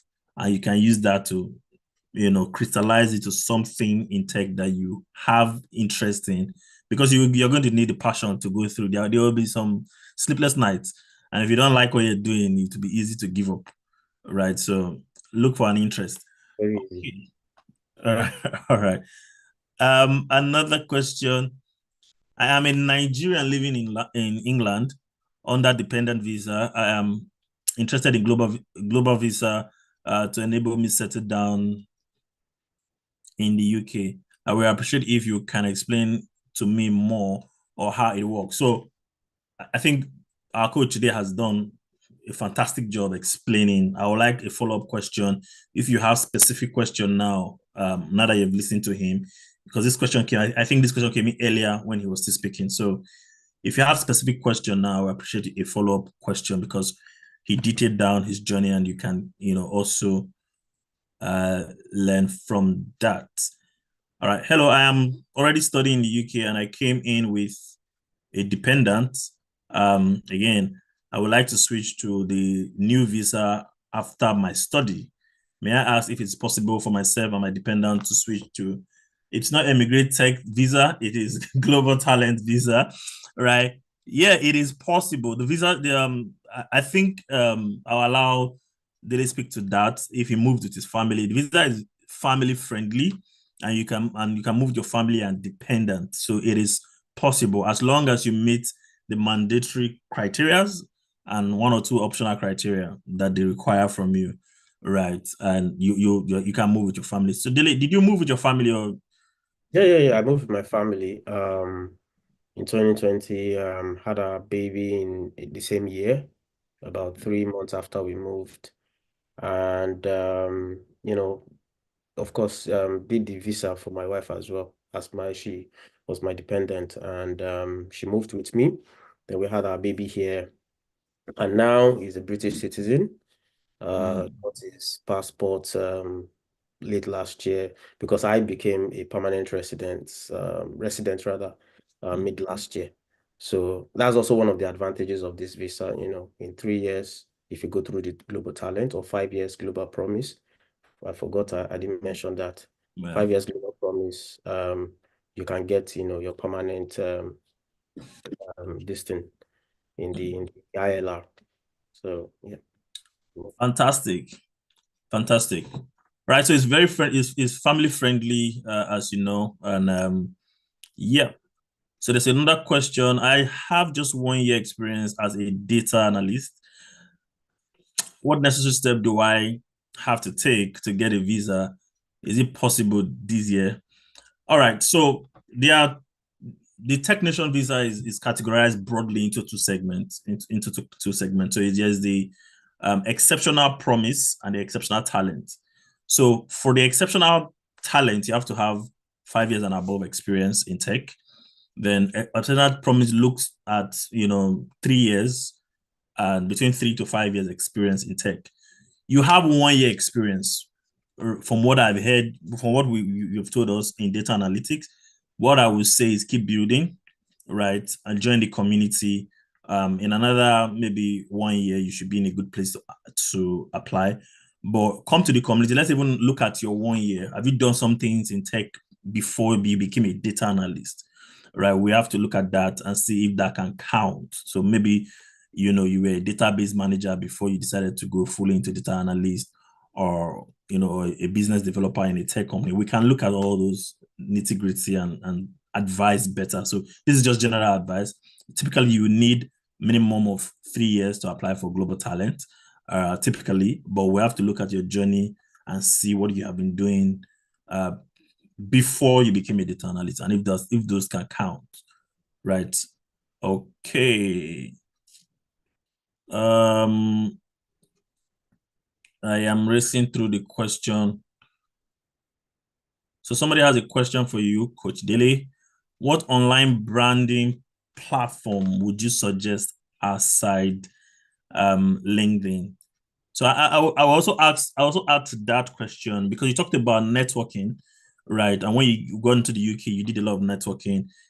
Apart from LinkedIn, is there other platform that you leverage on to network, right? This question is around branding. So we'll take it from branding and networking. Apart from LinkedIn, what other platform can people looking to move leverage on? Yeah, thanks so much. Also, there are a couple of them out there. When I got in, I remember signing up on meet.com, and was looking for events specifically in my own area, so I was filtering by the category and found some events, and where I was able to go, to some of these events. So, and in terms of branding, I would say yes, LinkedIn is very important. Update your information on LinkedIn, update your location as well, because very important. If you're not in the UK, you should update your location that's in the UK, so that when they're looking for people with your skill set in the UK, they will also find your profile. Very, very important. I would also say the usual social media that we use, like Facebook and Twitter, and also Instagram, very, very important, especially if your profile is open on Instagram as well. You need to start building your brand intentionally. And I'm saying this because I know some of us, we're very free on the internet. We talk however we want. You can yab this person today, talk bad about the other person tomorrow. Free speech, but you also need to be mindful of what you say, how you position yourself on the internet, because you don't know where the research will lead people to. It can lead them to your Instagram, it can lead them to your Twitter, it can lead them to your Facebook. You don't know. So you just want to make sure that wherever it leads them to, whether it's your LinkedIn, your Facebook, your Instagram, your Twitter, you want to make sure that you're properly represented, on those platforms. What you say, you tweet, as an expert in your industry. You talk about, meaningful things and all that. Of course, you can ban, football and all of that. That's not a problem, but because it's, again, social media. But the way you look, the way you sound, the way you write on those platforms, very, very important. So begin to also brand yourself like that. And I'm saying this because it's not just only for a job. There are people that will reach out to you for partnership. They also want to be sure that you are the right kind of, partner for them. So how you position yourself, general branding, really matters a lot. Yeah, LinkedIn and your social media. Some people, even on this social media, some people go as far as on Twitter. They have a banner for themselves where they are properly, branded. It's business, right? So I think you can also do things like that, to show your seriousness, that you're ready for business. You're ready. Yep. So I would echo a lot of everything he just said. It is serious business. I think there was a book I read once that looking for a job is a job. Right, was the title of that book. So it's a job. It's you don't just wish your way into it. You have to, take it seriously and brand yourself in the direction you want to go. So, you know, there are different tools online that would help you as a, data analyst. There are topic subjects that you can speak to, but speak from a place of knowledge, right? Ask intelligent questions in those social space, right? And the connections will align at some point. Somebody asks, can you use transferable skills? Now, I'm a bit confused about this question. Can you use transferable skills? So when Kojili was speaking, he talked about, I don't know if you guys caught it, he talked a lot about soft skills, having soft skills, relating with people well, speaking to people, being respectful, leaving your previous organization if you are moving on in a good relationship, live with good relationship, and don't just, he spoke a lot about, soft skills. Now, when you now say transferable skills, if you can ask a follow-up question so that we get the exact point you're trying to make, we can speak to that, because there's a lot of it's up in the air. There are a lot of things that are considered transferable skills, right? And we want to be able to answer specifically what the question is. All right, I would go straight to the next one. Can a business analyst in the UK be eligible for a global talent visa? I'm presently a senior business analyst with an MSc in IT. Oh, yes. The answer is yes. You can see Coach Dilly nodding his head. The answer is yes, you can be. You just have to, there are other criteria you have to meet also. Again, go to technician.io and understand some of those mandatory criteria. But business analysts, they are the non-coding part of tech and the coding part of tech. So the product managers, the product designers, they don't code, right? Business analysts, data analysts do a bit of Python, but business analysts, product manager, product owners, these are the non-coding part of tech. Yes, you are eligible if you have experience in those fields also. All right. Somebody is saying very insightful. Thanks, Dele. You spoke facts and even things people forget to talk about. Totally relatable regarding employment. Okay, fantastic. Is family still supported? Yes. Is family friendly? How do I meet up with global talent requirement as a new starter? As a new starter, again, if you started from the beginning, if you didn't, the video will be available soon. You can start from the beginning, where Kodele took us through his beginnings as a new, B, and how he built experience, right? And we also have a community where we are working with newbies also to have self-directed roadmap. We'll build a roadmap for them. Just identify where you are, where you want to be, and how do you want to get there, and we'll work with you. So that is because this is a very broad question. Where do I begin? I need to know, are you a front-end developer? Are you a coder? Are you a non-coder?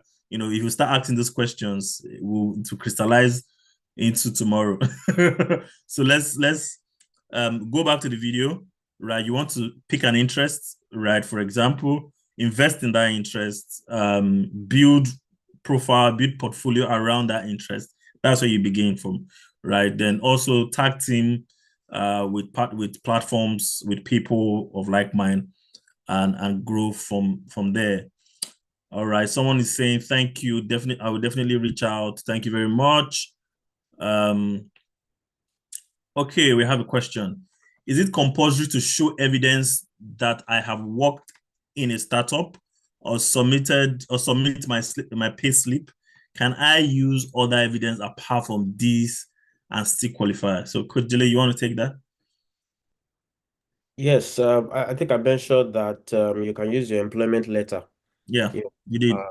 Yeah, to apply, because an employment letter would show that you have been offered a position, your remuneration, salary, and all the packages, bonuses, everything. So whoever is reviewing the application will know that, okay, yes, this is, true. And let's say it's on a company letter, paper, and they can they can Google the company as well, online, and see what they offer truly, because These things matter, so I think you can use that as evidence, not necessarily your payslip. Payslip is also good. If you have it, you can use it as one of the, supporting documents. But employment letter, everybody gets them, right? I may be wrong, but you can use that, evidence. Yeah, I agree with that. If you're using payslip, make sure you are a high salary earner. That's where it makes sense to use payslip. But employment letter, everybody, you should have an employment letter. You can write to your organization to issue you another employment letter.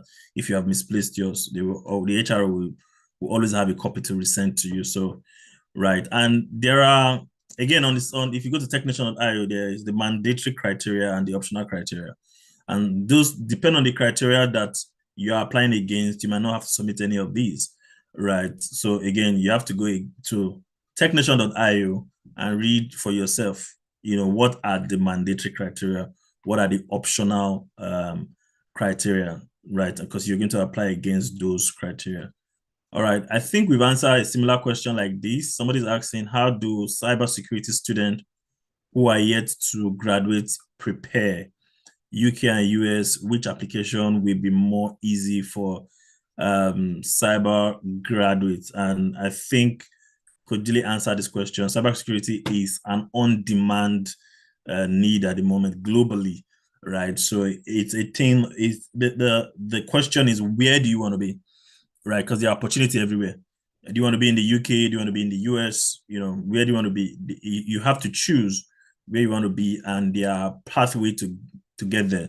So if you want to be in the US, yeah, there's the US O1 visa that we can explore. If you want to be in the UK, there is technician visa that you can explore. It comes to where you rather be and where you rather feel comfortable, right? There are people that prefer to be in Nigeria. There are people that prefer to be in the UK. There are people that prefer to be in the US. So that I think that is a question that you need to answer. Then we can. Every other thing is just aligned once you decide where you want to go, right? Please, how can I reach out to the team? I have joined the WhatsApp community, but I haven't been accepted. All right, so fantastic. Join the Telegram community. If you're having issues joining the WhatsApp, the Telegram community is a one-click die, and you join the Telegram community. And there are coaches and teams there, that people in there that would attend to you. If you want to be in the WhatsApp community, we'll add you from the Telegram community if that is where you want to be, right? But the Telegram community is quite open. There's a question here. How long will it take you as a US designer to get ready for global talent? What kind of documents to provide, and also start your company? So this question, Dele, is talking about time duration. How long? I'm a US designer. How long will it take for me to be ready for global talent? And what kind of documentation should I be looking at providing? And also, if I have to start a company, do I have to start a company? Do you want to speak to that? Yeah, you don't necessarily, need to start a company. A lot of people have gotten the visa without having a company, right? I think what matters is for you to gather your evidence. So people, as I'm talking right now, they already have their evidences, like they have everything sorted. But if you know you don't have it, you can begin to collate everything. And I think it's up to you, really. Some people, it takes them a week.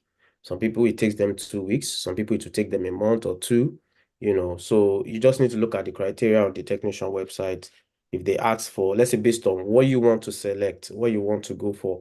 For example, someone that has lost their employment letter would need to reach out to their previous HR to get a new one. So that would take time. So all this thing is personal. What matters is you starting, just start from today, for example. Start from today, start gathering all your evidence, start gathering all your papers together. And it might take you a week, it might take you 2 weeks for you to be ready. So, and what kind of documents? I think we've mentioned that you can go on the technician website. If you see the criteria, you then begin to know the documents that you will need to fulfill those criteria. If they say you must have worked in a company, for example, you need an offer letter to prove that you've worked in a company. If they say in the last 5 years, you must have if you select the criteria that you must have graduated or you must have acquired knowledge, because I think that one too is there. For example, if you acquired your BSc in computer science in the last 5 years, you can use that. If you acquired your MSc in the last 5 years, you can use that. That is something that fulfills that criteria. And for people that have business, they also have that criteria there that you can use your CAC documents or your business registration document if you're in the other markets, to fulfill that particular criteria. So I think just go to the technician websites, look at the criteria, and begin to look for the documents that will fulfill those criteria. All right. Fantastic. Thank you very much. Our transferable skills question has come back. All right. Transferable skills as a project manager to depict product management or business analysis. So this person is a project manager at the moment. Is looking at going into applying as a product manager or a business analyst. So he's asking, or she's asking, this person is asking, what are the transferable skills that one should have that from as a project manager that you can move? Did you get the question? Yes, I got it. I think for me, you already have almost 80% of what you need, to do the product management, right? Business. Yeah. You already have that skill set, and it's around managing people and managing systems, right? You've done that as a project manager. I think you can transfer it to the other side, the product management and also the business analysis. What you need, however, is to go for trainings, product management training, so that you understand the language, the business, words that they use in product management. For example, they say, what is velocity? What is, sprint? This one, that one. So you need to be able to understand those things, because if you go directly to apply for the product management courses, jobs, and you get an interview and they're asking you these questions, you might just be like, what is going on, So, but if you've prepared by, getting, training and acquiring, the knowledge for product management, I think you'll be ready for that. As for the other skill set, like managing people, managing systems, documenting, the process, writing reports, I think you've done that a lot in project management, so you can transfer it to product management. Yeah. So fantastic. I think you answered that question correctly. Well, there are a lot of transferable skill. As a project manager, you are managing the sprint.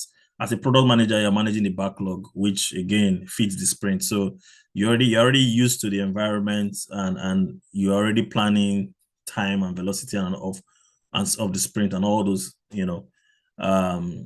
sprint what they call it, Scrum festivals already. So again, like Coach Daly said, you have to go and learn the language. There are product management courses, product owner courses, product school that you can go and understand better what product management is all about. And definitely they have similar skill set. Now we have less than 5 minutes to round up, right? We've kept Coach Daly longer than we anticipated for, but it means this has been a good session. There's a lot of questions coming in, but some of the questions speaks to personal development also, right? That you need to work on. And somebody's asking, can you please speak about skilled worker visa to switch? I'm already in the UK, but lost my sponsorship. I can brand as well. All right. So we're talking about technician visa today and not skilled worker visa. If we go into that, we take another another hour. What I would say to you is get into the community, the tech community. I'm going to give a gift that you can use in community to unpack this question that you've asked, right? And maybe I should give the gift now. So if you are still on the call at this time, right, you have gotten 10 minutes of coaching or free coaching session, right, in the community. And how to redeem that 10 minutes is you join the community, either the Telegram community, and say, I was part of the March 20th edition of eMigr8 Open Day, right? And that is your ticket to the first coaching session. And in that coaching session, we can answer some of these questions, but do remember that it's a 10-minute coaching session and you want to ask very intelligent questions. It's brief and it's intelligent. That's so that you get value from that session. So that we'll be able to speak to skilled worker visa and other opportunities that you can leverage. And somebody's asking, can a salesperson with over 6 years apply for global talent? Yes, you can, but is that salesperson? Are you in tech? Is the question, right? Are you a tech salesperson? So again, this is about tech, all right? And global talent is endorsing tech talent, not sales talent, right? So we have to know what industry are you in. If it's tech, then we can look at the nuances, like what have you been doing? Do you understand software? Have you been selling software, for example? Right? And all those kind of questions will come into play, and we can unpack from there. Apologies, I will have to rush through because of time constraint. We have to stop at the hour. Does technician verify recommendation letters and documents? What do you think, guys? What do you think? They just ask for this and they don't verify it. Yes, they do verify it, but there's something I want to throw in there. When you ask for recommendation letters, let the recommender also add a link to their LinkedIn page or a short bio of them, because they are going to Google them, right? And it's easier when the LinkedIn page is already there. You can just click on googling them. So when you present documents, you can make your document stand out by adding links, that verify some of this information. So if you say I had a speaking engagement, add the link, either to the invitation or to the speaking engagement, if it's on YouTube or if it was in a national daily or the blogs, add those links to verify it, because anybody can say anything. It is the links that verify what they've said, right? And also do well to rebrand your LinkedIn to show where you are headed and some of the things that you have done that point to where you're headed is very important, right? Hope that benefits the person that asked that question.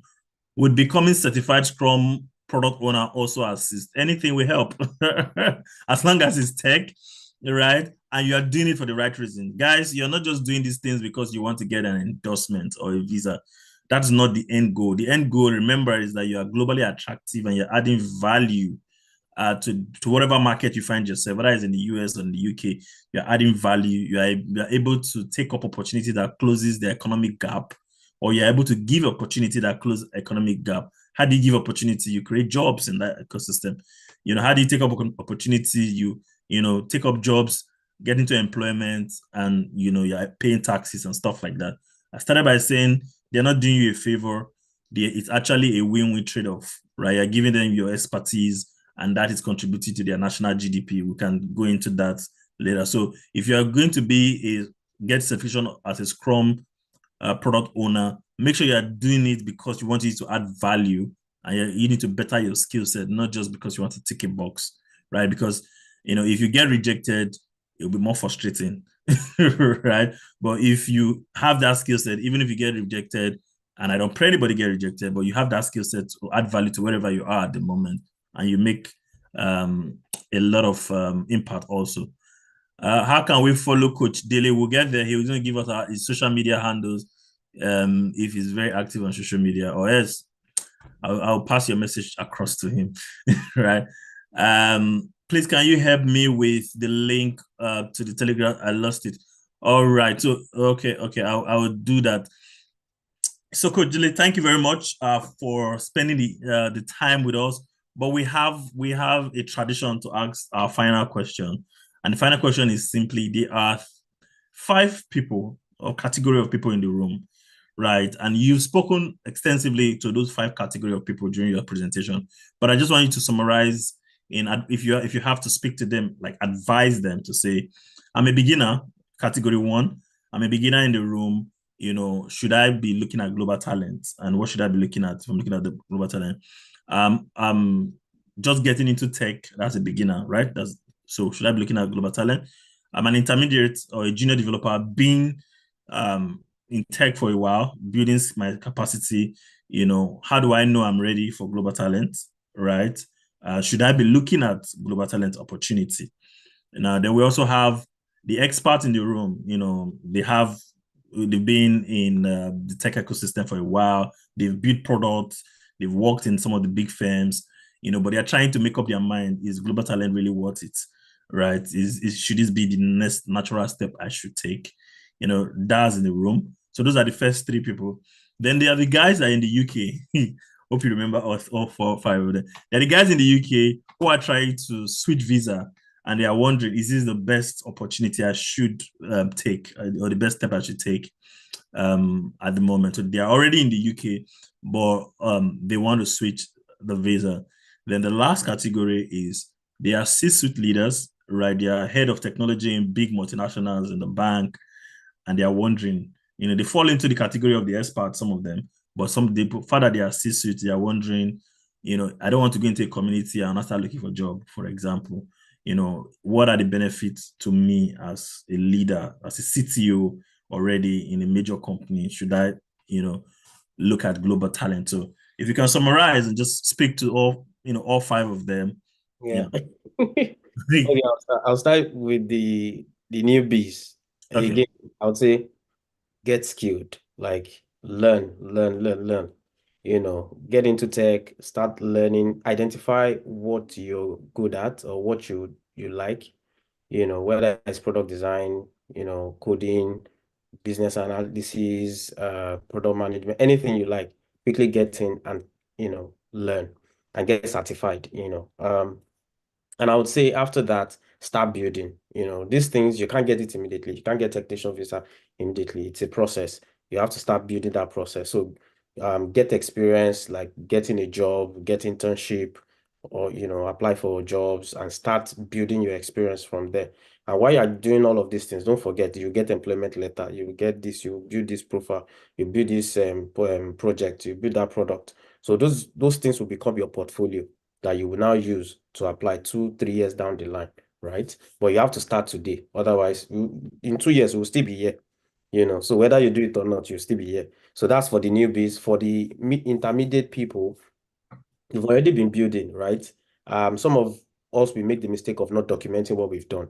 So this is the time for you to go and look at those projects. Go and put them on GitHub. Go and put them on GitLab. Or if you're a business analyst, go and your fantastic business plan or research something, change it to an article, send it to your friend in business day or in this, this thing. Let them write about a topic that you talked about and let them put it on the internet for you, that is going to be an evidence for you in the future.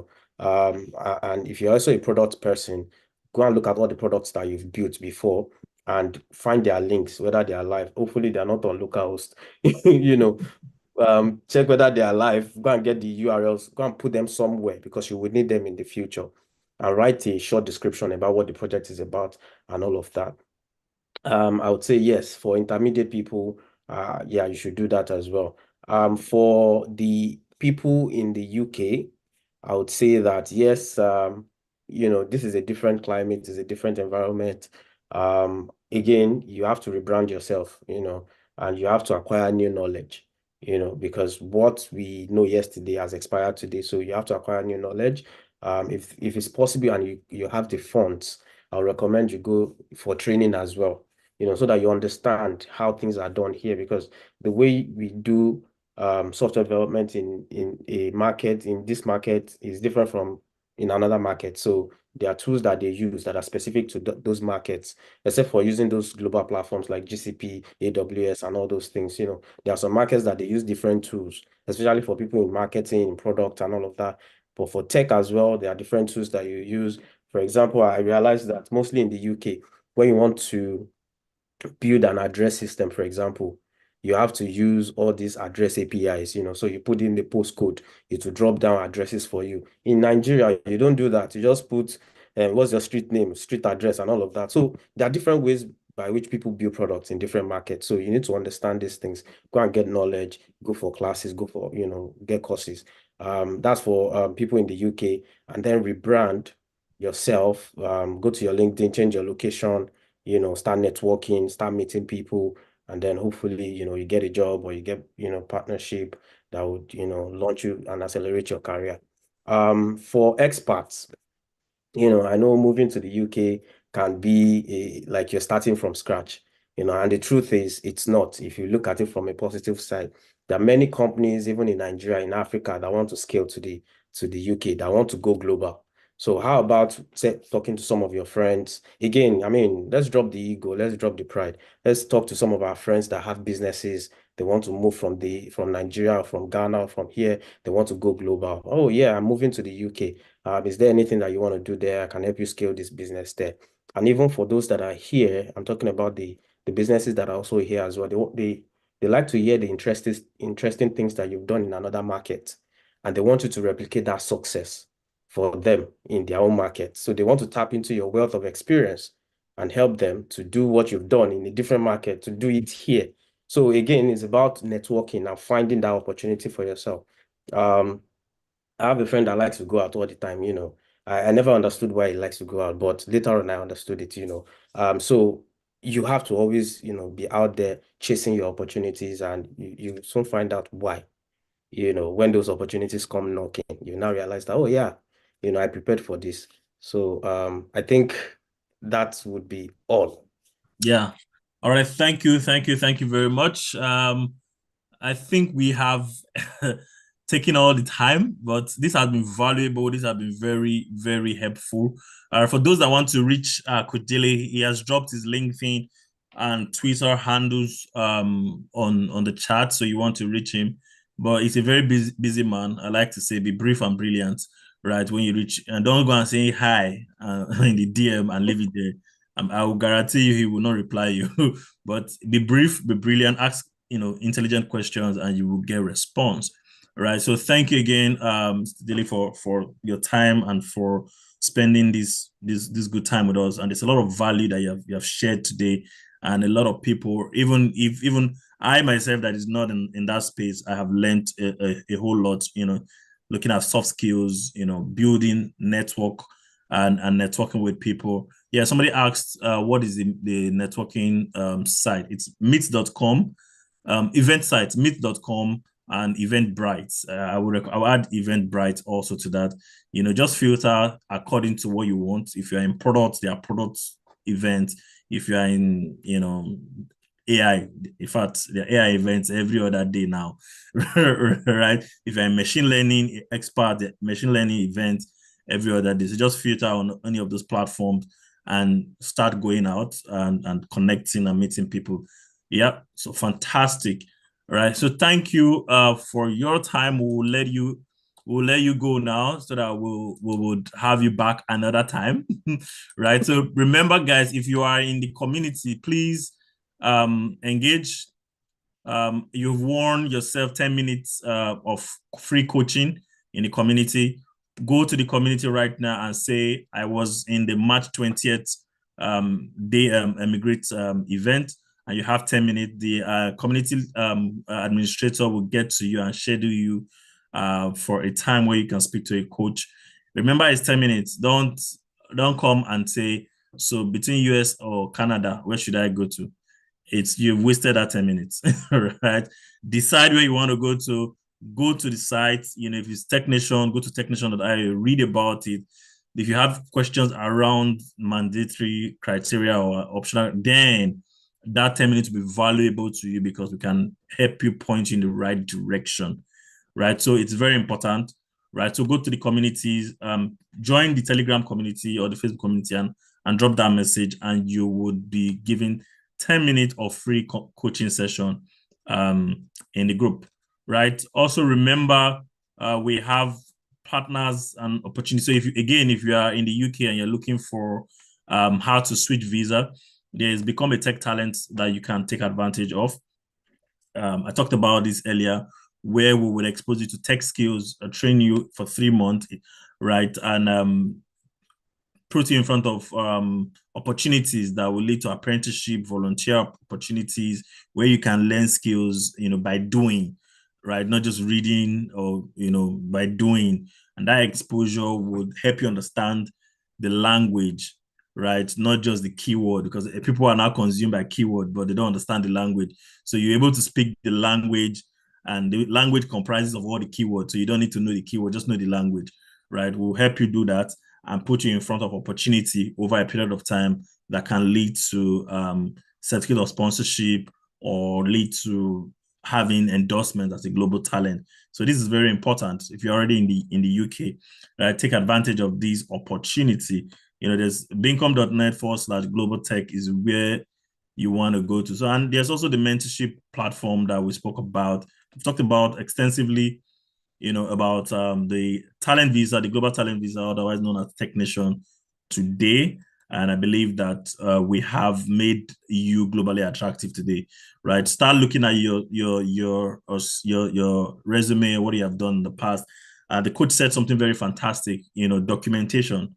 If you're already a junior developer or a senior developer, you want to go back, look at your GitHub or GitLab, look at if you're in products, look at your product portfolio, what have you done, right? And start curating them, because it will come in handy, even if you're just looking for a job or you're looking for a visa endorsement, it will come in handy, right? Again, we have the journey from newbie to globally attractive, where we have a personalized roadmap that we can share with you. Now, if you're in the UK also, you can use that 10 minutes to get more knowledge about this opportunity. Because we want to know where you are. You might not be a newbie, you might be a beginner, you might be an intermediate, but you're just in the UK, or you're in a different market and you want to come into the UK, right? We have a program which is around personalizing a roadmap that suits where you are currently, right? And we can take it from there. You have 10 minutes of coaching to expand on that, but it'll be good for you to have an idea of what you want to do by the time you come for that coaching session. All right. Thank you, everybody. I think it has been a fantastic time. If you have further questions, please go to the community and ask your questions. All right. There are coaches in there that can take questions and I can answer you promptly. All right. So the conversation doesn't just stop today. It continues in the community, and we will see you in the community. And also, eMigr8's Open Day comes again next month, the month of April. So I wish everybody a fantastic rest of the month of March, and we'll see you again in the month of April. Thank you very much, and have a